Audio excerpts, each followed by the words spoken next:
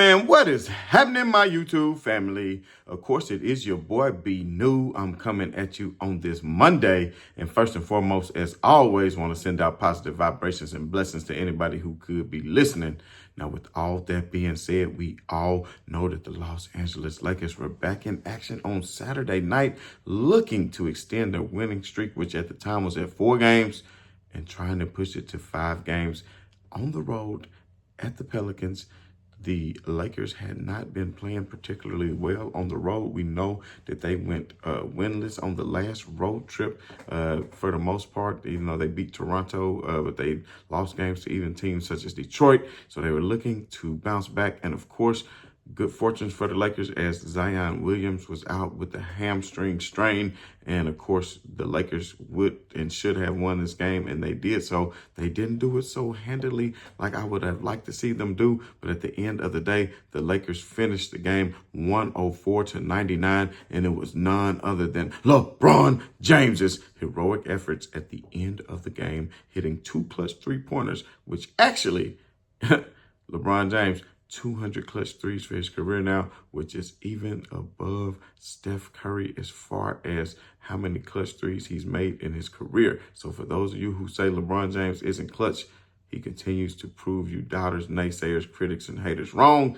And as you can see there, 200 clutch threes by LeBron, but more so in this game, 2 threes in a row for LeBron to seal it. And you saw the passion was still there as he celebrated with his old celebration. You know, he's been doing the shrug lately, but he had to do the get down, shut him up, keep him quiet. It's over with the chest banger. Let him know that the game was indeed over. Brandon Ingram was doing his thing. He was lighting the Lakers up at the end of the game. And you could see that, you know, both teams were on the second night of a back-to-back. So you were wondering who would have the most energy. And with the Lakers, really with the Pelicans being so shorthanded, I feel like the Lakers could have played better. But speaking of being shorthanded, of course, the Lakers were without Rui Hachimura, who was still dealing with, I believe, the ankle injury. And then not only that, of course, Jackson Hayes is still out suffering from an ankle injury for him as well. But then, come to find out, Cam Reddish was injured in the game prior to on Friday night. And of course, he was unable to play. I think he had knee soreness. So inserted into the lineup was Max Christie, who actually came in and played well last game and was the reason why the Lakers went on to victory on the last game. But this time around, Max Christie played 30 minutes, but he only gave you 2 points. He was a +1 on the floor. Now, I will say this, he was 0 from 3 for 3, but he had a key rebound at the end of the game to help seal it. He was Johnny on the spot for that. But if I have to give out a game ball, of course, it continues to go to Anthony Davis, who is number 2 in the league right now in scoring. This Anthony Davis still at number 2 in the league in scoring, right behind Giannis Antetokounmpo. I think Anthony Davis, if you take a look at it, Anthony Davis right now is averaging right at 31.1 points a game, and Giannis is at 32.3. So we'll keep an eye out on that as the season progresses. And old man LeBron James continues to be in the top 3 in assists at 9 assists a game, right behind Trae Young and Nikola Jokic, who come in at 11.7 and 11.1 respectively. So that said, LeBron James did have a clutch game, but back to what I was saying about the rookie Dalton Knecht, who continues to impress. And this time he was +11, and he's starting to do a little more things on the floor as he gains confidence.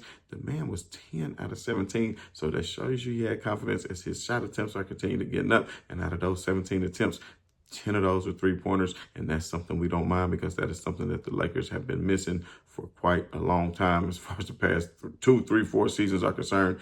LeBron James and Anthony Davis have not been surrounded by shooters, but it's funny how one man can change that, especially when you get him in the draft. That's even better. I don't know how other teams let Dalton Knecht fall so far, but I'm glad they did. 5 out of 10 for Dalton Knecht from 3. That's 50%. Made both of his free throws at 100%. And if put it in the comments if I'm wrong. I don't think Dalton Knecht has missed a free throw this year. Shooting 100% from shooting 100%. Dare I say we might have a 40. Y'all know what I'm trying to say. 90% free throw shooter, 40% from 3. and 50, 40, 90 club. You know what I'm trying to say. I think he could join that club. Who knows? Dalton Connect continues to shoot lights out like that. 27 points for the young man, 27 points, 7 rebounds, 2 assists in 37 minutes of play. Actually had more playing time than that of Max Christie, and just as much almost as Austin Reeves, who Austin Reeves had a terrible game. And I think was one of the reasons why the Lakers struggled. He only shot 20% on that night. 3 out of 15 for Austin Reeves.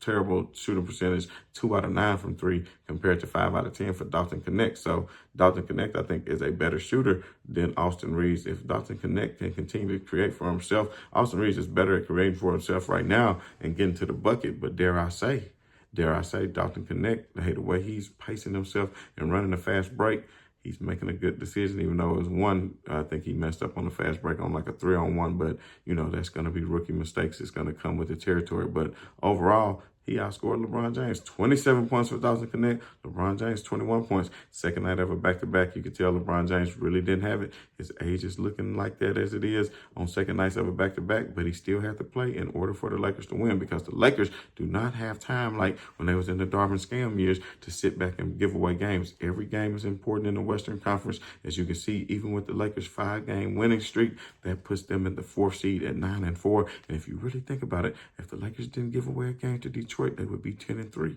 They would be in that 3 spot. And then, of course, the game to Phoenix, they was up by 20, gave that one away. You could be very well looking at it, 11-2 Laker team sitting in the number 1 or 2 spot. Really would be the number 1 spot had that been the case. The only hard loss that the Lakers took out of those 4 losses was the losses Cleveland. And Cleveland been thumping everybody. So let's not hang your heads about that one. And of course, the other loss was at the Memphis Grizzlies when the Lakers were short at Anthony Davis. So at the end of the day, if they were not short Anthony Davis, the Lakers may very well could be close to being undefeated them damn selves. So while everybody is starting to hate on them or think that they're not a very good team, but if you look at it through this many games, I would say that the Lakers are a team that other teams better be concerned with. And man, look at that Rockets team playing very nicely, sitting at that 10-4 spot.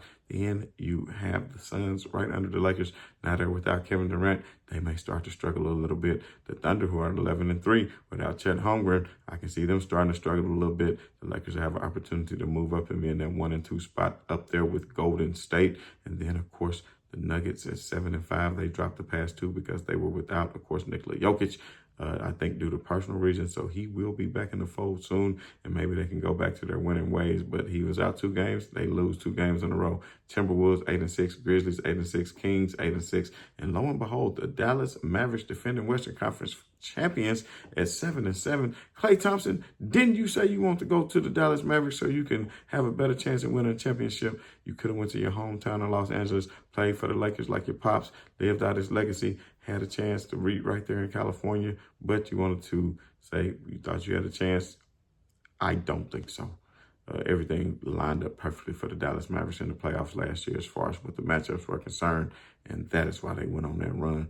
But at the end of the day, I'm telling you right now, the Lakers in a 7-game series, the Warriors, that will be a good matchup. But ultimately, if a healthy Anthony Davis is anchoring your defense and playing like the MVP that he's playing like, dare I say, Anthony Davis wins the MVP.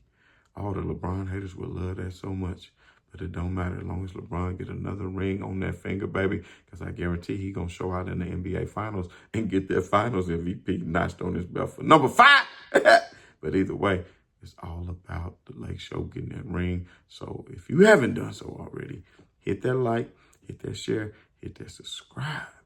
Oh, yes. And we do want to discuss the Lakers' upcoming schedule. Need I say, when the Lakers' next 5 games, we looking at Lakers had the Jazz tomorrow night. Jazz coming in. Hey, I think the Lakers are going to easily win that game. You never know how things could play out. But at the end of the day, the Lakers being 9-4, I would say they would be 10-4 after that game. Then they have the Magic coming in at the Lakers. I'm thinking 11-4. Then you have a marquee matchup that Saturday.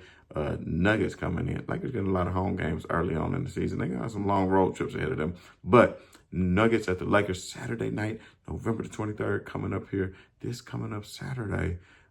Hopefully Nikola Jokic will be available and the Lakers could see what they're all about with this new coach with J.J. Redick, even though we still have the same personnel, still minus the Vando that we need to have and get back. But I'm telling you what, Lake Show looking good, baby. I don't care about what team you talking about. You put them in a 7-game series with LeBron James and Anthony Davis, it's going to be a hard-fought series. And you saw even with that Nuggets series, every game came down to the last second. And I think a lot of it became mental with some of the Lakers role players too. D'Angelo Russell and others, they're going to have to step up. I like how D'Angelo Russell has been on the bench. If he can continue to know that role and play that role well, then the Lakers can have a successful season. So, like I said, if you haven't done so already, hit that notification bell, then like, that, share, and subscribe. And as always, this is your boy B New. I'm saying right on to the real, and much love to these haters. I'm